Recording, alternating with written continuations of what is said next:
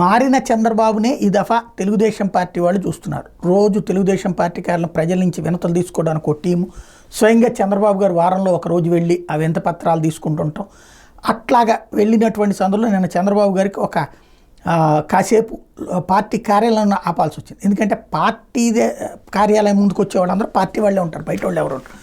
అలాంటిది సొంత తెలుగుదేశం పార్టీ వాళ్ళు ఎవరో ఒక కారు తీసుకొచ్చి అక్కడ ఆయన కాన్వాయ్కి అడ్డంగా పెట్టారు. ఆ కారు తీసేయాలి అంటే కాన్వాయ్ని పక్క నుంచి జరపాలి, ఆ కారు తీసేద్దామంటే అది ఫుల్ లాక్ చేస్తుంది. చివరికి ఇట్లాంటి వాటిని ఎత్తుకెళ్ళేటటువంటి లిఫ్ట్ని తెప్పించినా కూడా అది వర్కౌట్ కాలేదు. దాంతో ఇబ్బంది పడినటువంటి పరిస్థితి. ముఖ్యమంత్రి అక్కడి నుంచి వెళ్ళిపోయే సమయం అవుతున్నటువంటి సందర్భంలో ఒక టోయింగ్ వాహనాన్ని తెప్పించారు.